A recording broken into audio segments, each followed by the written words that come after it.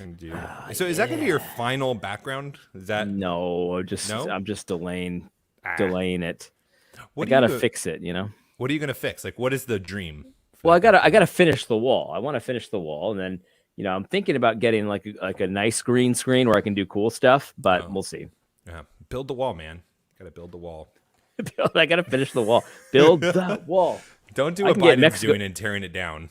I can get someone else to pay for it, like Trump. You know what I mean? Yeah, just throw some tariffs on someone else that has Yeah. no responsibility for your wall, and they'll pay for it. Apparently, There you go, man. that's There what you go. happens. We got some people watching us talk about nothing. I like that. I like when we start the shows talking about nothing. They get a little window into our insanity a little bit. Yeah, well, absolutely. It's a little insider baseball, and it's a little more time for people to find us because we're only on two places now: YouTube and Periscope. YouTube is that's those days are numbered as well. So Those we'll are be on very Periscope. numbered. Hopefully, Torba can get that live streaming going on with Gab. You don't soon. even do that at all on How to Build a Tent anymore, do you? No, I don't. And I, in fact, don't even have How to Build a Tent anymore. I transitioned to the Matt Williams show this week. Although no one knows it because our shows aren't showing up on the Fight Laugh Feast network. Well, good. Now I don't feel bad not knowing. I was starting to watch you a lot more regularly before this past week. This past week's been crazy, but your show's been great, man. I'm glad. you. I liked it. The Matt Williams show. That's good.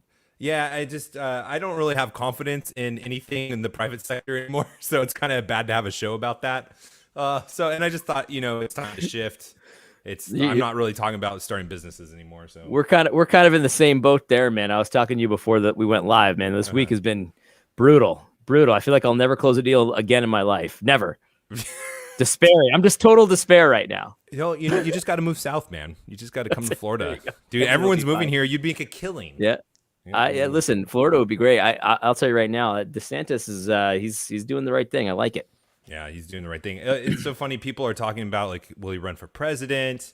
Will Pompeo run for president? There was like a teaser of him on the Sean Hannity's show last night or whatever.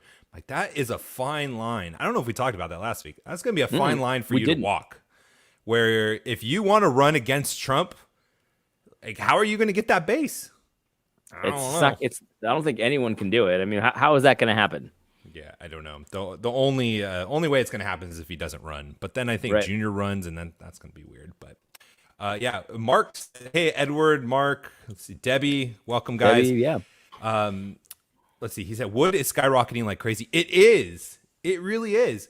I was just doing some cost analysis for some things that we're building for the school and stuff like that down in Cape Coral. And one of the builders said for a commercial building, it was 4x building materials prices right now for that. Crazy, which is, you wouldn't think that in a recession or like wherever we are, right? Don't worry, Matt. I was listening to Jerome Powell today, and he said that inflation's totally fine. Like, they need to get more inflation. Like, we're not quite at the optimal inflation point yet.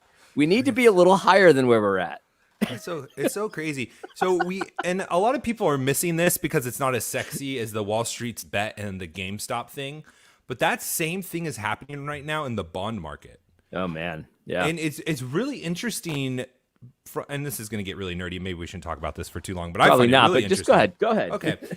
So I was even reading a Ben Bernanke article. I think you saw that when I shared it on Gab. Mm-hmm. Is they're trying to keep interest rates low, and they do this by a number of tools the Fed has. But the bond market is skyrocketing. The 10-year treasury, which is where you base your mortgages off of. There's a lot of things that get based off of that. Mm-hmm. And it's going to be driving up prices. And they do everything they can to keep that low. I mean, I think the lending rate right now is at 0.25. It's been like that since the recession of 2008. So what do they do now? Negative interest rates are probably coming. Negative interest rates are probably coming. So I did listen to Jerome Powell today. I never do. I just was interested just to see what he's saying, Yeah. And he was talking about how when they're in a situation like this, they've got to get their tools back. And what he means is they have to be able to do something besides negative interest rates, but there's really no place to go now. So they have to do it. What else would this is their only tool. This is all they have.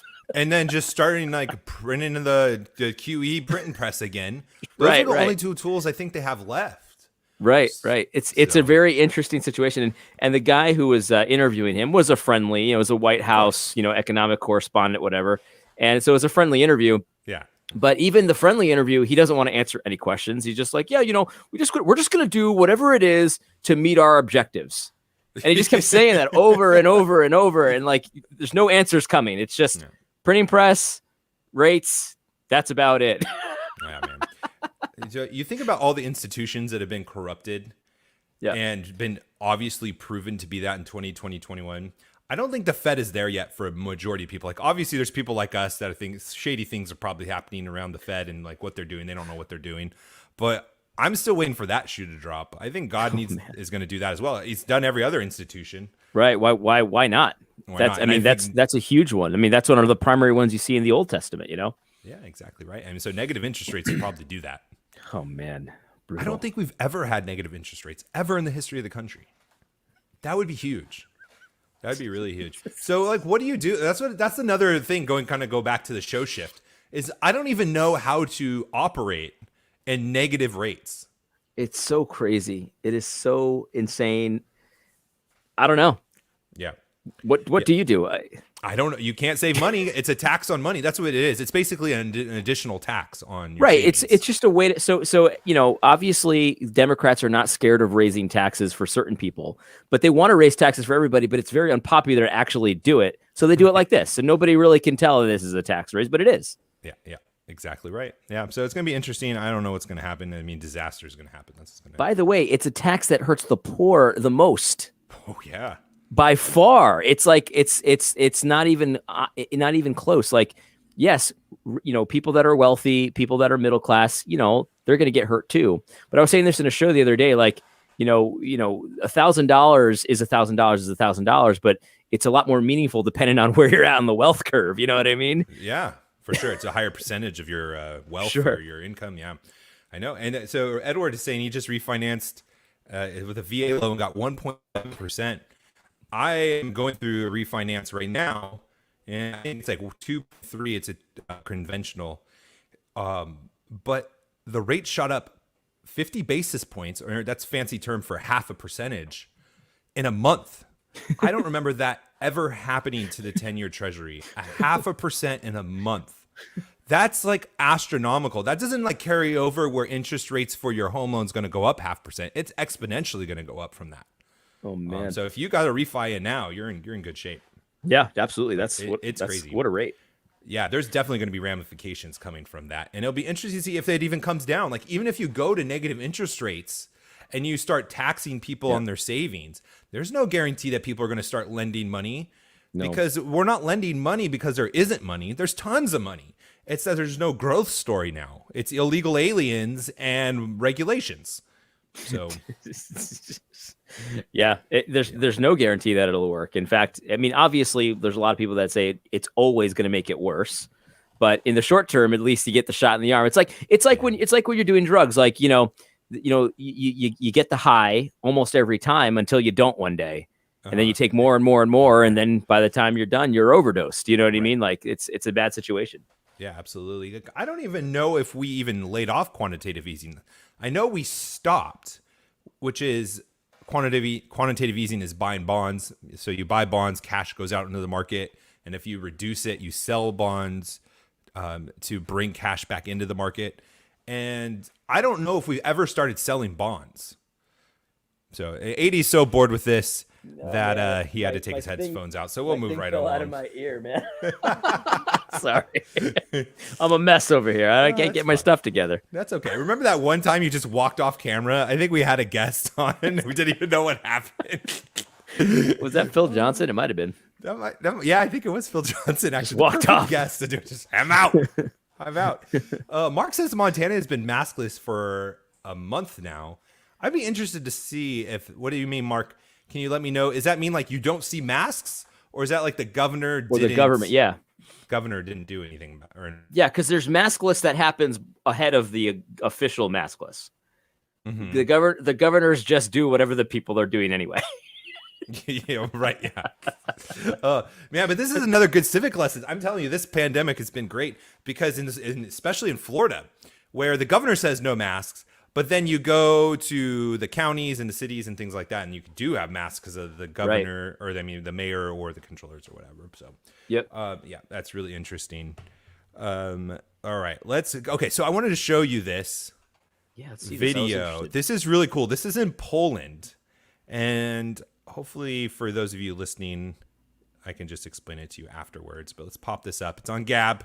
If you're not on Gab, what's wrong with you? Get on Gab. Check it out. This is like a 30-second. This is a march in Poland, and so you're seeing a whole bunch of Polish flags. But if you read the captions, maybe I'll read it along for those of you listening. Pride, pride, national pride. Polish flags, as far as the eye can see. We don't want aggression in the name of Allah. We don't want rape. We don't want Sharia law. The gospel, not the Quran. Like a bunch of white supremacists to me. Pride, pride, national pride.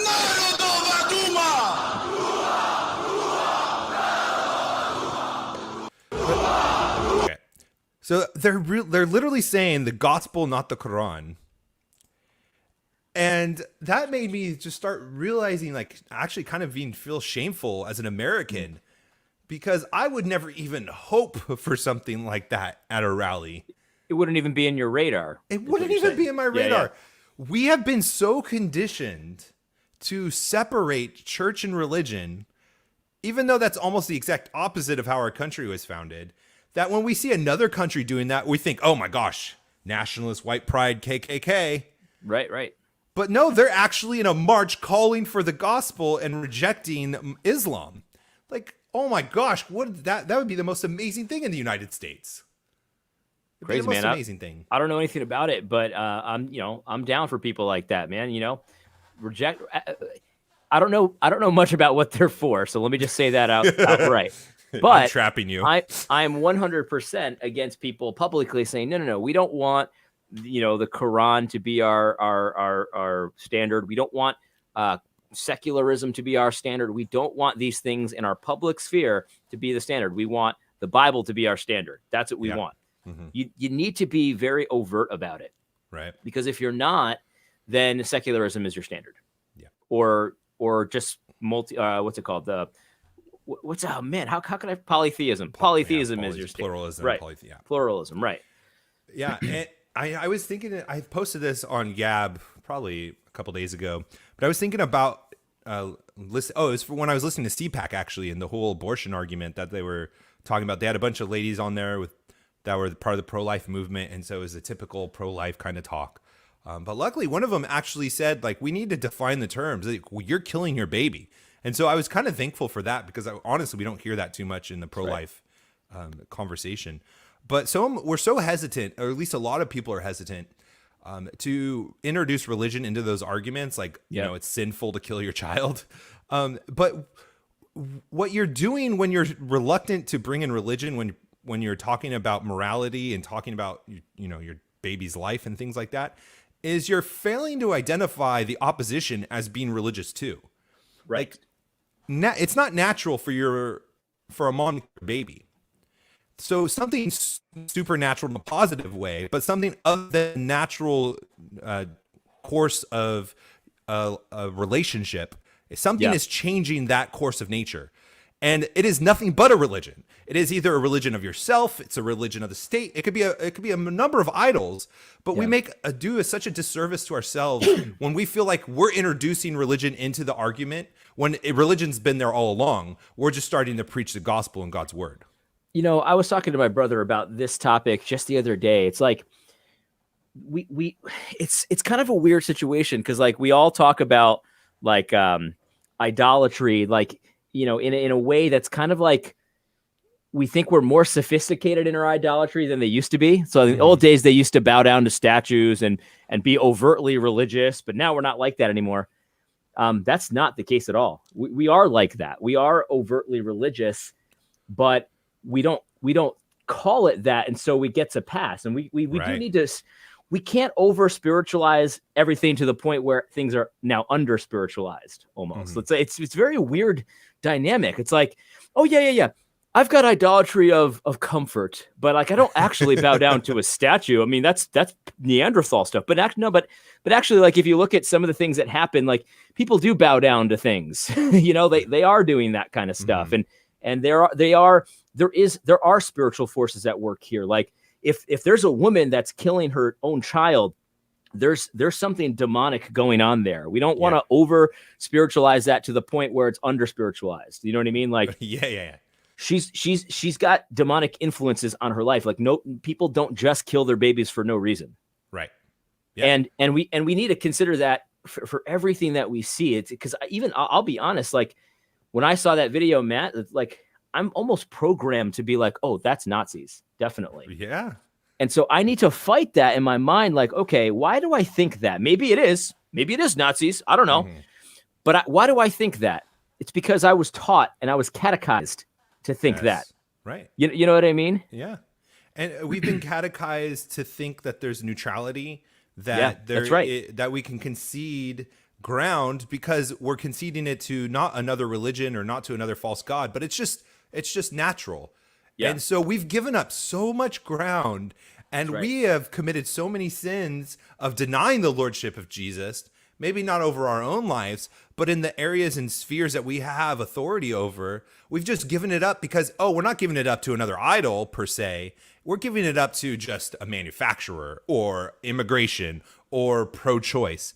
And if we would have realized and never bought that lie, that really there are spiritual forces that we're fighting Ephesians 6, not to over spiritualize it, but that is the battle, right? Who is Lord? And if we would have never given that up and have just acknowledged that the whole time, I think we would have been in a lot better place. Yeah, no, definitely. There was a story this past week where I guess someone said that God's will has no bearing on the Congress or something like that. Do you know about that story? Oh yeah, no, it was Jerry. He's a big like donut shaping guy. Jerry Adler. Yes, Jerry Adler. Someone came up, I forgot what it was, but said something to the effect of wanting to pray before something to do with like something not crazy religious, but something like, like let's just have like a religious part to this. And then he said like God, Congress is not interested in God's will. Here's what it is. It says what any religious tradition describes as God's will is no concern of this Congress. Okay. So people were upset about that, freaking out about that. And I get it because it's like he's overtly saying like, we don't care. I mean, it does all these religious traditions, who cares? Like it's not of concern of ours. We're concerned with what we say, our Constitution says and all that kind of stuff. Mm-hmm. And people were upset because he just came out and said it. But the truth is almost every congressperson acts as if that's true. Yeah. And they just don't say it. They don't have the balls to say it, but Republican and Democrat and many Christians who I would be on the side with, I'd go and preach with, the gospel with, would say, well, yeah, but the thing is like, yes, God's will does have authority, but not like in a very direct way. Like we can't really apply this too directly. And the thing is like, look, like, even if you don't come out and say it like Nadler does, when Nadler says it, it's like, oh, this is a spiritual battle. Yeah, you're right. It is. Yeah. But when you act like that's true and you don't reference the case laws and you don't say we need to have some equity here, some general equity of God's law and stuff like that, if you're not, then that's still spiritual. That's still spiritual. That's a spiritual fight that needs spiritual solutions. We need to bring the word of God to bear, and we need to be open about it. And they're going to laugh at you, and nothing's going to happen. They're going to say there's going to be more Nadlers. The more you push the scripture at the Congress, there's going to be more Nadlers to say no. We can't do that. Right. But you still have to do it. You know what I mean? You still have to do it. I wonder how many of those people got outraged over what Nadler said, then went to church Sunday to hear Romans 13. Yeah. It's the same thing. Right. Is that not the same exact thing? Right. But somehow it's offensive when he does it. I mean, it is offensive. It really is. But there's a lot of Christians, even like you said, that you'd preach the gospel with that call Romans 13 like, oh no, yeah, God has no say over how Congress should conduct itself. The government's in authority here. Anyway, it's like we've talked many times how it's a misreading of Romans 13. But it's like, yeah, but you can't get too mad at Nadler when almost every politician acts as if this is true. He's just saying it. What's that? And pastor. No, man, you said it, not me. You said it, not me. It's true, though. It's true, though. Mark says, do you guys listen to John MacArthur's State of the Church event thing? No, I didn't. Was it good? Yeah. Mark, let us know if it was good. Uh-oh. Matt's frozen, or maybe I'm frozen. I don't know. If anyone's in the comments can hear me, let me know. And if not, that means I'm frozen.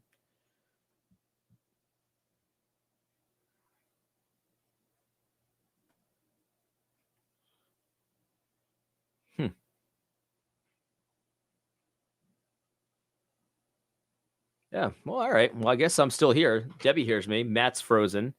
So I don't really know how to carry the show when Matt's gone, but yeah, no, I think I was talking, I was talking to my brother, like I said, about these topics, and it's just it's a really weird situation. Like we know that there are spiritual realities out there, and we know that there's powers and principalities. We know that there's demons out there. Like we all believe it. Like we're not like the Sadducees who didn't believe in that stuff. Like conservative Christians believe in that stuff. But I wonder how often we go through life acting as if it's not true. Like when we go to war with the leftists or whatever it is, we go to Congress, we go to our jobs, we go, whatever it is that we do throughout the day. I wonder often, like, do I really act like this stuff is true? I don't know. Like, it's just a weird thing I've been talking to my brother about, because like we believe that spiritual realities are real. But do we, if we don't act like it? I often wonder about that, and especially with things when things get like hard and there's lots of fights and battles. What's up, Matt? I see you, by the way. Oh, now I can't hear you. Can you hear me now? There you go. You're good. Sorry about that. Left you hanging. No worries. No worries. I was trying to carry the show, but I'm sure you did a great job. This whole thing with like the spiritual reality of this fight. Like I was thinking, even like the Nate Wilson's sons, right? That got arrested, and they're whatever in it is, Moscow, Russia / Idaho. That's spiritual stuff. Like a city attorney or whoever charged them, like doesn't just lose their mind one day and say, "I'm going to throw the book at these kids, putting stickers there." Like there's spiritual things going on there. There's demonic activities there. There's just no question about it. I was thinking while I was panicking, trying to figure out why my internet wasn't working. I panicked so much, I like put my computer to sleep, and I'm like, "Oh no, I'm making it worse." It's like a fire drill. I do that often on Zoom calls where I'm like, oh no, I emailed the wrong person. No. Yeah. But I was thinking about what you were saying about over spiritualizing. I think that is a tendency to do in the church sphere. And when we talk about things from a sin perspective, right, it's almost like it's safer and less convicting or as harsh if I spiritualize my sins. Yeah, that's so good, man. On the flip side, I don't think we spiritualize anything enough in the other spheres. I don't think we spiritualize enough in our family life or government. That's what it is. Okay, this is so helpful to me, Matt. And I'm glad I lost connection then. This is our show. This is our show. We're just helping each other out, think through things. Yeah. Because I was talking when I spoke to my brother, I said didn't make sense to me, because what I was saying was we spiritualize it so much that we under spiritualize it. That makes no sense at all. But what you're saying is we spiritualize certain things, and then everything else we under spiritualize. We act like we almost act like the world is godless. Like, oh yeah, the sun comes up, the sun comes down. It's just physics. You know what I mean? Like we almost act, and that's just an example. I just mean every other area of our life. With our sin, though, it's like, oh yeah, I'm just, and I'm not saying that the heart's not an idol factor. I believe John Calvin when I think that's true, but it's like, but also we need to understand that like that sin is also very real. You know what I mean? It's very like it's here. Like we don't want to just put that over in this spiritual, ethereal realm that's not really that real to us. It's interesting because we spiritualize things when it's to our advantage. Yes. And then when it's not, we don't. Yeah. That's sin nature, right? I mean, that's skewing that from the beginning. Did God really say? It wasn't did God not exist? It was just skewing what was true versus and creating a fake reality. And we do those very things. Even in my life, I think of the spiritual nature of worshiping with my family, the spiritual nature of reading, praying with my family. But on the same token, those are spiritual things. If I'm not doing them, there's very physical consequences that come about that. So true, man. That's so true. Right? And so my kid that's 2 who doesn't understand these spiritual things the way we do, acts up more when I'm not catechizing him and pushing him towards Christ. I get in more fights with my wife over physical things because I haven't done the spiritual work that I'm called to do as a man. Right. Yeah. This is good stuff, man. This has been very helpful to me. You know, it's almost there's almost like a it's interesting. Like it relates to social justice a little bit too, because I've been thinking lately that some of these guys that they'll say, I'm a racist. I'm a recovering racist, and it's like, and you know what they're doing, like, you know, they're using the fake phony baloney definition of racism, you know. Yeah. But I wonder sometimes if that's almost like a way to like repent of real racism, like the actual, I don't like black people, I'm scared of them, I'd be worried if my daughter, you know, married one, like that's real racism. I wonder if some of these guys that say, I'm a white supremacist, you know, they're actually really racist, but they see this as a way to almost do what we do. We spiritualize this to such a degree that it's almost not even real. Like I'm just going to be a racist to the day I die. And on the inside, they're like, I really am one though. And like, instead of like actually repenting and actually doing the work of, hey, I got to get rid of this prejudice in my heart. They go, well, I'm a white supremacist to the day I die. Like they're almost over spiritualizing it the way we often do.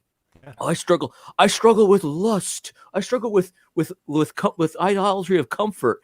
And so, okay, but yeah, what are you doing though? Like, are you lazy? Are you looking at porn? Like, what's the actual sin here? Yeah, right. You know what I mean? Yeah, and exactly. It's like we don't want to talk about the actual sin there, but in every other area of our life, it's all the details. It's all the specifics. Yeah, exactly. Especially other people. Because like, how do you repent of like, I'm just, I have a sin of comfort. Okay, so what does that look like? How do we hold you accountable? Right. What is that? What are you saying though? Are you greedy? Like what's going on? Yeah. And it's like, I think about, again, I've been doing this a lot ever since I've gone into the reform world, but I try to think about it back in the terms of idolatry, of what it would actually look like back in the Old Testament. Right. And I think a lot of times you're going to another God and sacrificing and trying to atone for your sins the way that God feels that like will satisfy your sins, that the way that God will atone for you. Right. But that's not what our God calls us to do. Our God has a way for us to deal with sin, and any other way is blasphemous, and it is taking the Lord's name in vain, and we need to repent of even those kinds of thoughts. That's so good, man. That's so good. So going to the government, I want to push back a little bit on you. Not really push back, but I kind of want to develop further what you were saying today, because I was listening to your show. I listen to it every day. Even though you like, sometimes you don't post them every day, and it kind of feel empty and void in my life. I'm sorry, Andy, it hurts. But you were talking about how there is the political fraud that we are in this big scam politically. That's Republicans and Democrats. I 100% agree with you. But then, so what is the therefore of that? That's what I was kind of left with in the show, and I tried to take advantage of you, my co-host, to ask you. So, totally, it is a fraud. We admit it, especially after this election. So many people see it. So is it? What do you do? What do we do? Right. Or is there something to do? Like, what do you think? Yeah. This is the big question, right? Because you're right. At the end of the day, you have to operate, right? You have to do things. You have to provide for your family and all that. And so I think the question might be behind the question is like, is it time to take up arms? What do we do? Mm-hmm. Do we just let it happen? Let the fall happen? And I don't advocate any revolution or anything like that. I don't do that. I'm not necessarily opposed to it. In other words, I don't think the American Revolution was necessarily sinful. Mm-hmm. A lot of people think that it was. I don't think that it necessarily was. Mm-hmm. And they were revolting over a lot smaller infractions than are currently going on right now. You know what I mean? Yeah. So I think my plan is essentially to deal with the situation as we have it, and to try to avoid the scam as much as possible, because what they want to do is they want as many people as possible to be reliant on them. They want as many slaves and servants as they possibly can get, because that's how they maintain their power. Like they've got enough slaves that are dependent on them for basic survival.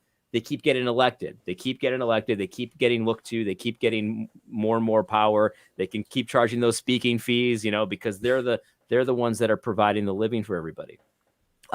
So what I think we need to do is, we can't be totally self-sufficient. That's not possible or feasible for many people, but we need to unplug from this as much as possible. And so if you're getting the Biden bucks, for example, let's say you have 4 kids or 3 kids and you have you and your wife and you're getting $7,000 of Biden bucks, right? You do what you have to do to survive. Of course, there are some people that need it for basic essentials. But if you're not one of those people, I would recommend not spending it on a TV or an exercise bike or something like that.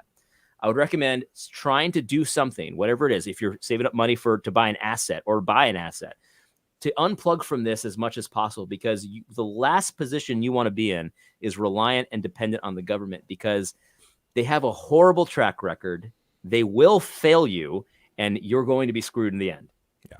So I don't say, some people say you got a homestead. You got a homestead. I'm not saying that. But and when you mean homestead, you mean like be self-sufficient, septic have a tank farm, kind of thing. Septic tank. I'm not saying you have to do that. Some people want to do that. I'm not opposed to that. But I'm just saying, whatever it is that you do, plan to be as unreliant on them as you can possibly be. Mm-hmm. That's the only thing you can really do, besides revolt. Yeah, that's true. Someone is saying in the comments that... where did it go? I lost it. No. Okay, here it goes. Mark, if you can justify revolution in 1776, you can justify one today. I don't think you can. If you were not even going to try. What? I'm not even going to try. I'm not going to try. I'm not saying one way or the other. I'm just saying I don't think it's necessarily was sinful. I don't advocate revolution, so I'm not even going to attempt to justify it. Yeah, I am going to try to justify it. Hold on, I'm just kidding. I can't wait to defend you. I would say that, Joe, if you were just looking at the merits, like you were saying, like today the government is far more atrocious than it was back in the day, then I think you could justify it just on that alone. However, the government has grown exponentially far stronger than even, in my opinion, the British Army to the colonials were. Sure. That difference, even though the British Army was by far the most superior army in the world at that time, they both had muskets. Today, the government has a lot more than we have. So going back to the whole just war theory and what Jesus talks about, like considering the cost of a battle before you go in, there is no way that you could like straight up one-for-one war against the government. There's maybe other ways that you can fight, but you're not going to win on any kind of battlefield whatsoever fighting like physical violence against. So Matt, let me say what you're saying is we could justify the war, but it would be very foolish to do it. We could justify the war. Well, I would consider justification as part of the ability to win. Like, I don't think it's justifiable because of that. But I would say if it's just on the merits, based on taxation versus representation and all of the grievances they listed in the Declaration of Independence, I think we're far worse than that. Sure. So I would say yes on that point, but no on the point of we don't have the ability to do it. Yeah, we don't have the ability to win. And even if we did guerrilla tactics, and this is the other thing, is like, I get pushback on this too, is, well, if the people in Afghanistan can survive, if the Taliban can survive, so could we. One, we don't live like them. Two, most of us would live without electricity. And three, there's no mountains to hide that they can't go to, like in Afghanistan. So like there's so many things that we don't even know how to begin to analyze this. It's not even worth going there. So Mark makes an interesting point, and I think I agree with him. So maybe it's just a matter of us not being clear with our words, and I'm totally open to that. He says, I think you could justify forming a new government, then defending yourself if necessary. I think that's kind of what we're talking about. We're not talking about overthrowing the United States.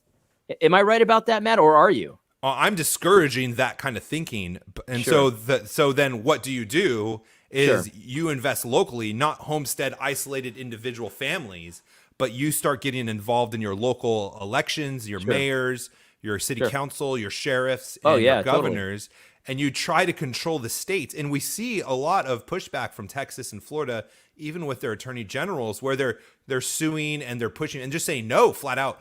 No, you go pound sand. We're not doing it. That and then defending that, I think, is a far better strategy, and it's more within the lines where more people would be able to buy in on that too.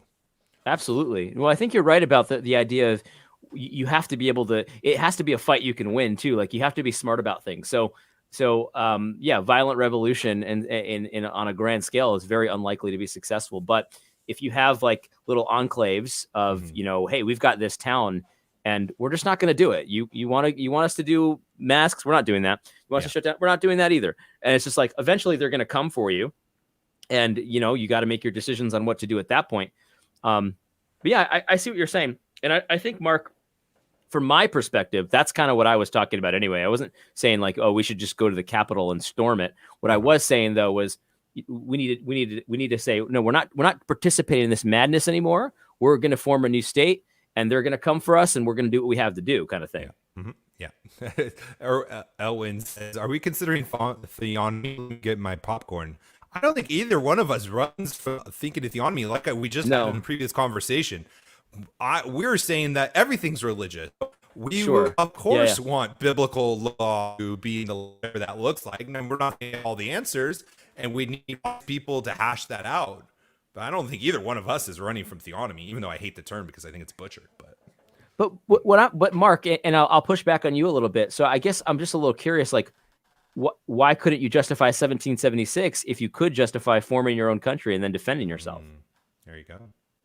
I'm just curious. I'm not like trying to get you, but like I'm just curious where the distinctions are. Yeah, that's a good one. And while you say that, I think something that we should really start thinking about doing, like seriously thinking of doing, and I don't know how to do this myself, and I need to research it without being on a watch list where I can't fly anymore.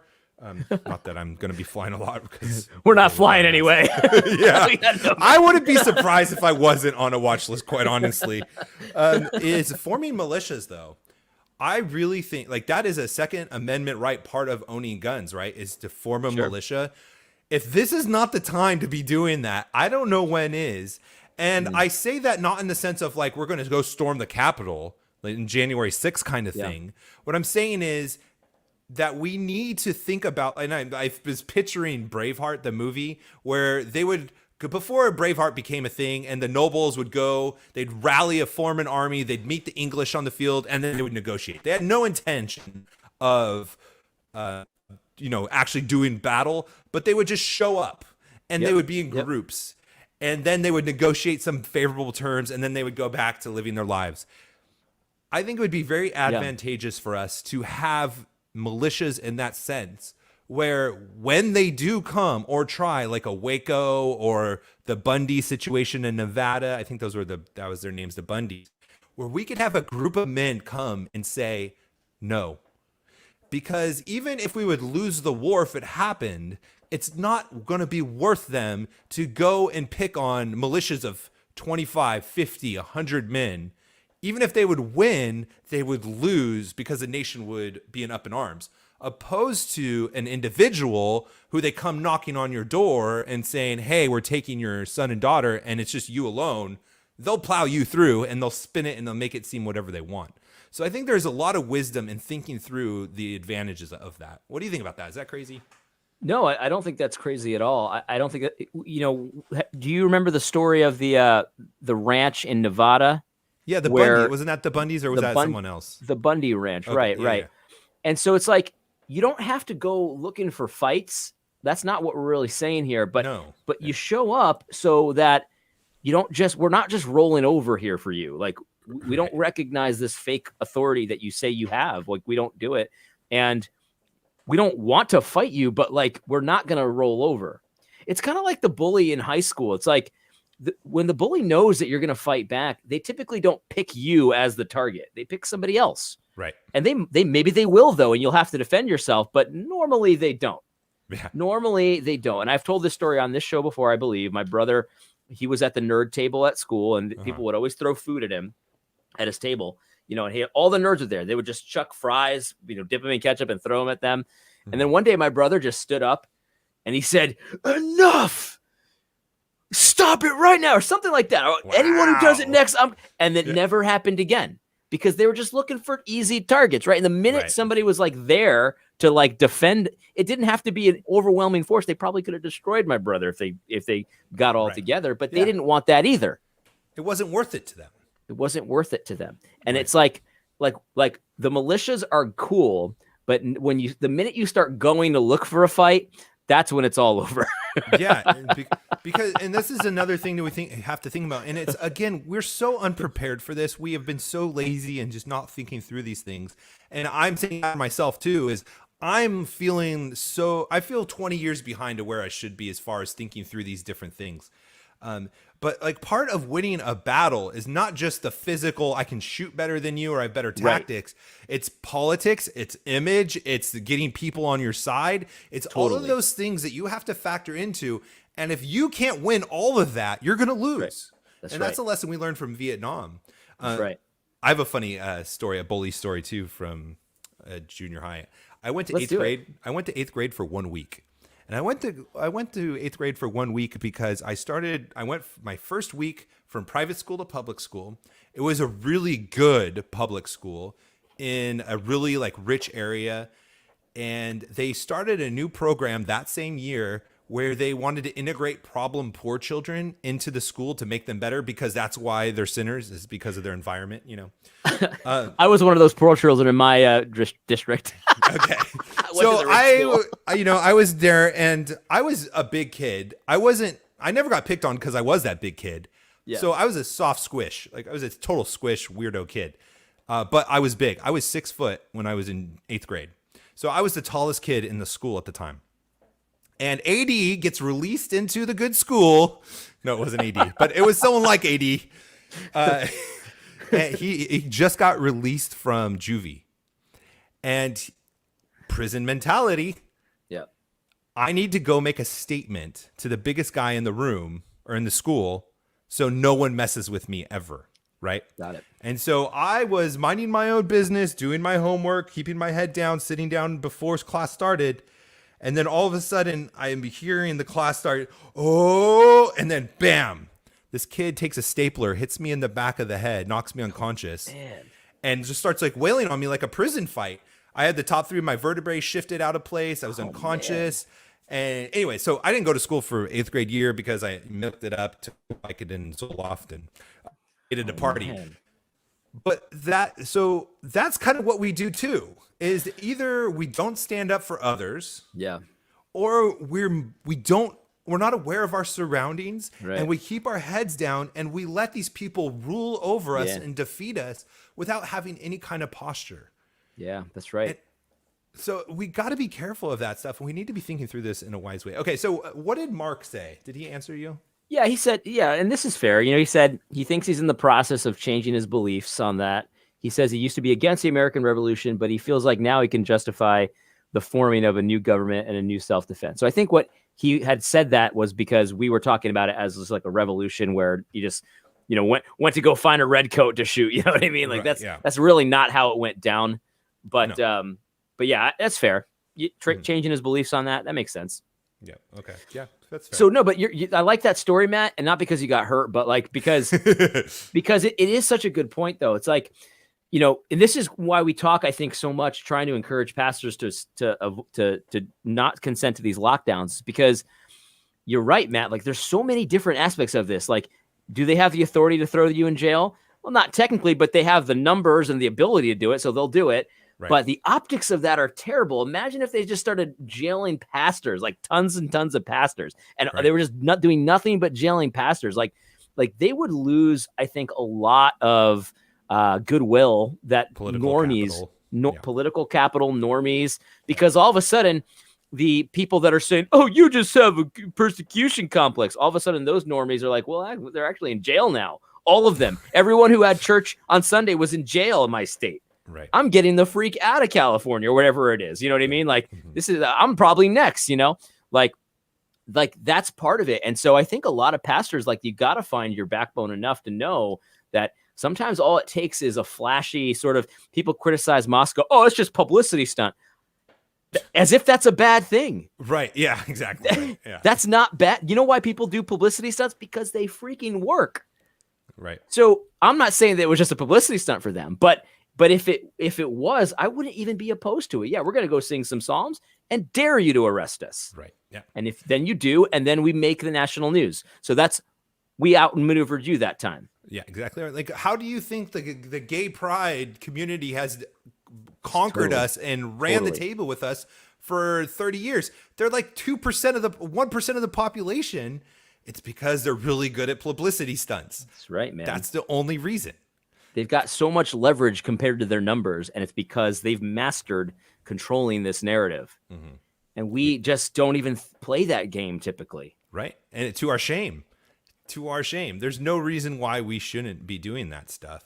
Yeah. And, you know, the other point is, like, what you're saying is true right now, where, like, people would start to wake up and say something, but that's not always going to be true if we continue to let this go down the road. Because remember, now. The road we're on is towards Nazi Germany. And I'm not saying we're a bunch of Hitlers and just throwing that term out there, but how did normal people let Nazi Germany happen? It's no one standing up when they should have, when it was easier, letting you go down the road. You're conditioned. And as you get down to it, like, if we ever did really get to the point where, like, a whole bunch of people were in jail and prison, no one's speaking up. They may think there's something wrong, but then they're going to start convincing themselves, like, it's not that bad. You know, kind of like what we do with abortion. Yeah, totally. So the fights need to happen now. The publicity stunts need to happen now, because, yeah, you're right. There are going to be people that aren't with us that are going to say, hey, that's too far, my team. Let's not, like, throw them all in jail. But that number is going to get less and less the longer this goes on. So that's a caution for us, right? Totally. No, it's never going to get easier. It's just going to get more difficult. Yep. And we always talk about this on the show, but it bears repeating. The Bible tells us that, you know, if you're faithful with the littler things, you'll be faithful with the bigger things. So you got to start getting those reps in now.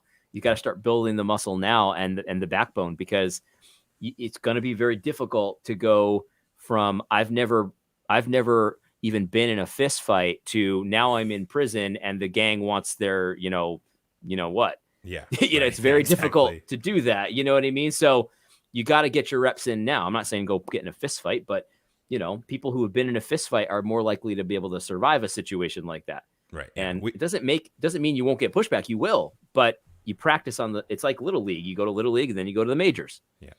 Exactly right. We all want to be Chris Kyle, Navy SEAL, but we won't go shooting or go to a defense class or a jiu-jitsu class. We all want to have godly families that are doing things like the Wilson's family, but we're not praying and reading ourselves. Like, all of these different things. Like, we want our church to stand up and be men and fight against the culture, but we don't show up to our own men's group or whatever that is, right? We're not discipling younger kids ourselves. It's like, God wants us to be faithful in the little things. And it turns out when you are, it always builds into the Chris Kyles. It always builds into the Wilson type of family. It always builds into those churches that make radical differences. But if we neglect the small things, you're missing steps that are going to get you to the big things. That's just the way it is. Good stuff, man. I like it. So you want to form a militia. I get it. I really do want to, like, this is a story. I shared this with you. We were going to talk about it anyways. It's a perfect segue. There was this judge, and I don't know the whole case about it, but because the mother had a picture of herself without a face mask in this one county in Florida, the free state that everyone talks about, took their kid away from them because she was without a mask in a picture. And said, oh, she's one of those anti-science masker types. Like, so going back to the Civil War thing for a second, like, yeah, I don't think we should do that because we wouldn't win. And that's not, and so therefore it's not just for me. But there are certain things where even if I lose, I'm going to die on that hill for. And these are the types of things that I would. If you take my guns, I'm dying on that hill. Because what happens is concentration camps after that. Like, there's no, the only breaks that the left is going to have is that we have an armed populace. So that's the left. My kids, you're not taking my kids for any reason, because I'm not abusive, I'm not sinning, and for any non-sin reason, you're not taking my kids. That's something I'm going to die over. So there are going to be things, and like this happened in Florida today. Like, if that would have happened to me, I wouldn't be on the show. I would be dead. So let me make sure I understand this. So basically, she was in a custody case. And so, like, he because of the mask thing, he took away her half or whatever of the custody is what happened. No, I like literally took away from the kid, from what I understand, for the that day. It's just, I mean, either way, it's insane. But yeah, wow, yeah. And so anyway, so yeah, like that to me, like, you're not taking my kids away from me at all, divorce or whatever. Yeah. But then what the good side of it was is, it didn't have to, like, so anyways, the good side of that was that there was so much pushback on that he recused himself and was no longer going to be part of that court case. So again, that goes to the other thing of it's not all like just shooting bullets. Like there are ways that we can win. Part of that is publicity stunts where there's so much pressure on somebody that they have to recuse themselves because obviously they're not a just judge. Yeah, that's right. That's right. But yeah, so going back to, yes, I want to form a militia because if someone comes for my kid, I'm going to draw the line and die there. But I wouldn't have to die if I have 25 or 50 faithful men standing at my doorway with me. So too with me, if someone's doing that to someone in my church community or my neighbor, I'm standing in that door and saying no. It's going to be harder for them to do it. In fact, they probably won't do that. They're not going to do that stuff. Yeah. They probably wouldn't even do it. You see it all the time with like sit-ins and like, you know, people get launched from a company, like a company lays off a bunch of workers and they're like, we're not leaving. We're not leaving until we get our severance or whatever it is. And they just, they just don't leave for weeks and weeks and weeks. And it's like, yeah, it takes some initiative. It takes some, you know, devotion, but you can get things done in all kinds of different ways. And I could just see it right now. You know, Christians were doing that. I could just see the certain ladies, you know who I'm talking about. That's just another publicity stunt from the Moscow people. Oh, they're just doing it for attention. Oh, they're just doing it to sell books in the media arm. Like, they're going to say it. Who cares? Right. Who cares? Yeah. Gospel Coalition is going to say, is this really the way to demonstrate the gospel fidelity? Like, who cares what they say? Right. Yeah. That's not your concern. Like, they're rolling over and just taking it. They're the guy that gets hit in the mouth and they have to give Bubba from jail their Twinkie every day. Like, those are those guys. Don't be one of those guys. When somebody says, I want your canteen for the week, just tell them no. And if they want to fight you for it, then I don't want to fight you, but I will fight you. You're not taking my canteen. He might hit you in the mouth. He might not, but you just got to be that guy. Yep. You just got to be that guy. Yep, absolutely. It's true. And so there might kind of sound like there's a mixed messaging here, and I don't think there is, where we're saying don't care what they think, but also invest in publicity stunts, which is getting people to care what you think. Yeah. But this is the difference in my mind, is that you know who your target audience is. Right. And that's the key, right? So a publicity stunt isn't for the world to believe you and be on your side. That's never going to happen. Right. The publicity stunt is to get enough people of who you want to help you achieve your goal, right? There's a goal in mind for the publicity stunt. That's completely different than worrying about how people are going to react to your principal stand or not. Totally. And you need to be clear on that. It's all about the target audience and what your goals are. I'm not trying to please you to determine like my tactics are the most godly tactics ever and I'm pure as the driven snow. I don't care about that. What I want my end result. I want my goal to happen. And if you don't think that having a sit-in is godly, that's on you, fine. But I'm trying to get to a point where people start to take a second and be like, yeah, maybe we shouldn't be rounding up pastors and putting them in prison. Like maybe that's a bad idea. I don't know if I'm down for that. Like that's probably a good thing. And then you're going to have the ladies are going to write the thing that say, oh, you just got to do what the government says. Ignore those people because your target audience are the people that are normal and are like, yeah, maybe we shouldn't be rounding up pastors and putting them in camps. Yep. Exactly right. That's exactly right. Mary says, my pastor is not addressing any of the cultural issues or equipping the congregation for persecution, and the leadership decided to dip a toe in social justice. I really want to leave. We've said that before, like it's got to be your last resort. I would highly recommend talking with your pastor about it and talking with your elders about it, or maybe you and your husband, if you're married, to go talk to them about it. What advice would you give? Yeah, I mean, that's the same thing as always. You know, you want to talk with them. You want to hear them out. You want to tell them what you think about it. You want to plead with them. And if you have to leave, you have to leave. You know what I mean? Yeah. It's hard. But make sure, you have a landing place, because sometimes, like, depending on where you're at, it's like, it's like selling your house in a hot market. Like people are like, well, my house value's gone up. I want to sell. It's like, yeah, but you got to live somewhere. So like, you got to remember, like, it's the values are up as well on the other end. So you gotta know. So you gotta make sure you're not going to be like churchless and like homeless and stuff like that as well. Because just because your church isn't perfect, you might be in a worse situation if you leave. So just consider all the options. I'm sure you would, but that's my advice. Yeah, that's really good advice. And think about that when I say this is I think we're coming more and more to a time, and that's what happens, I think, under judgment and then specifically under persecution, if God forbid that happens. And I really mean that, God forbid that happens. But maybe that'll be good for us in the long run, is there's not going to be any middle ground like this kind of church. Like, when you say that your pastor is not preaching against persecution in authoritative way, and then not speaking to the culture, not speaking to the different spheres of authority, it doesn't surprise me at all that they're starting to dip their toe in it. And then if you came back next week and said that it was a little farther and they got ankle deep, and that progression went on for the next 6 months, I would not be surprised at all. In fact, that's where I would put my money is happening. Is it's going to be more and more clear. And I think this is a benefit, not a drawback, because this isn't changing their church. This isn't changing your elders. This is revealing where they're at.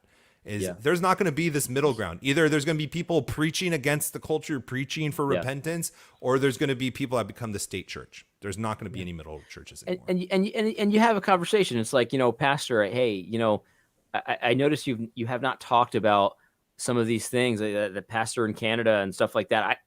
I'm really worried that that's coming to the United States. Like, I think the church could be encouraged in that way. Like, what do you think about that? And you'll see where he's at. You know what I mean? Like, he'll be like, oh, that's just a persecution complex. Well, then you know what you're dealing with. Or he most likely would say, I don't want to be too political and this and that. And then you've got a conversation there. It's like, well, I know you don't want to be political, but like, this is like affects our lives though. Like I got to go to work and they might make me sign the gay statement.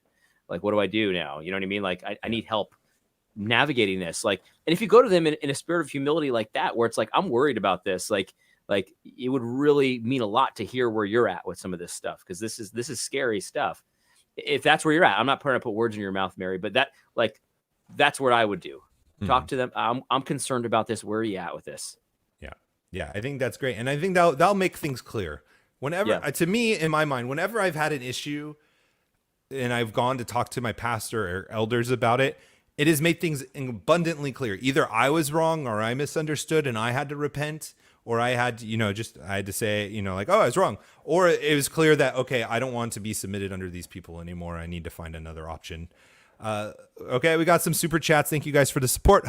Habakkuk 2:14, for the earth will be filled with the knowledge of the glory of the Lord as the waters cover the sea. Hashtag postmill @Matt. I'm never going to become post-mill because most of our super chat money comes from trying to convince me to be post-mill. Hey, we got Nathaniel. Thanks for the show, guys. 80, I always suspected you were into Big Bear. Do you think he's a believer needing discipleship or unbeliever? Who's Big Bear? Owen Benjamin. So yeah, Nathaniel. Yeah, I've mentioned him on videos, here and there, and I think he's hilarious at times. I think he's not that funny at other times. So as far as your question, I don't listen to him enough to really know. Like, there's only certain topics that I do. Like when he talks about NASA and like flat Earth stuff, I think that's so hilarious. I love that. When he talks about, sometimes he'll do like movie reviews and stuff like that. I like that stuff. The stuff I heard from him about theology, I don't think he's a believer. You know what I mean? But I don't listen to it too much. I only listen to him to laugh, and I like his homesteading stuff too. That stuff is interesting. So I would say I've heard some things about some of the stuff he said about theology, which would say he's definitely not a believer. But I think, honestly, if the boys in Moscow could hook up with him and set him straight, that'd be amazing, man, because he's hilarious. He's got such backbone. I love that. I admire that about him. Like, he'll tell you exactly what he thinks, and he's not worried about if you think he's a psycho because he's a flat earther. He doesn't care. You know what I mean? Yeah. And I think he's hilarious at times. So I'm sorry if that's kind of a weaselly way to answer your questions. I personally, the stuff I have heard, like, I'll give you a couple of examples. Like, I've heard him talk about the Bible, which he believes, but then he's like, there's some stuff in there that he doesn't, and he goes with the Council of Nicaea or whatever it is that changed the Bible or whatever, and like that stuff is like, well, it's either authoritative or it isn't. You gotta pick a camp here. Yeah. So that's the extent of what I've heard. I've heard some pretty wild things in the comment section of the videos where I mention him, and if it's true, I don't look into it. But if it's true and he believes some of the stuff about the Trinity that I've heard in the comments, then he's definitely not a believer. But I just don't know. So sorry, man. But I think he's funny, and I'm not ashamed that I watch his show sometimes. There you go. His stuff on NASA is hilarious, by the way.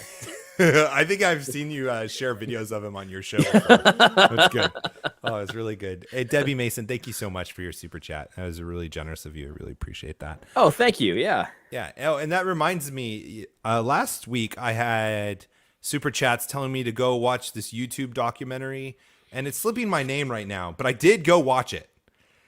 And I have to say, it's not as convincing as people told, made it seem it was going to be. It was like, what was it called?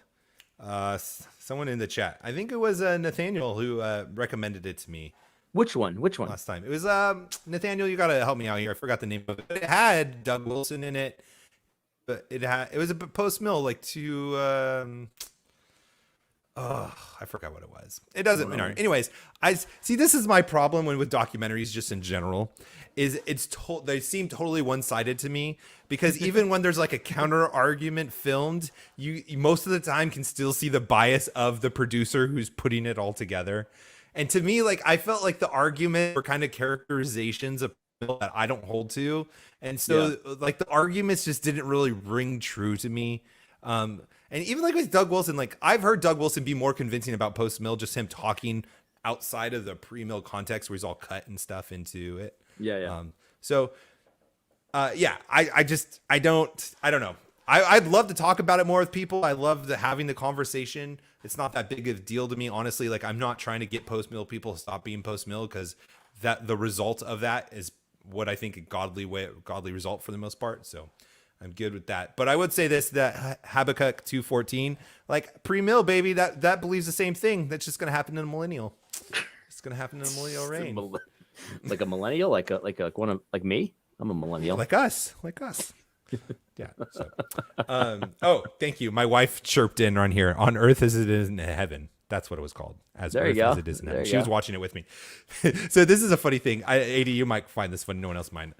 Being a podcaster, is my wife often is listening to the show, like she's on the side of the set or whatever, you can't hear her, and she always wants to correct me, but she doesn't know if like I'd be mad about it or not. Like, I don't want to ruin your show. Like, babe, just tell me if I did something wrong. I think that'd be funny. There's a guy that I watch. He has a live show every now and then. His name is Lionel Nation, and his wife is always there with him off camera as well. And oftentimes she does do that. She interjects, and you can kind of hear what she's saying, but not really. And he'll just stop the show and start talking to her. You know, it's really good. I actually think it's kind of endearing. So Kelly, do it. Yeah, I actually really like it. And I started calling her Mrs. Producer.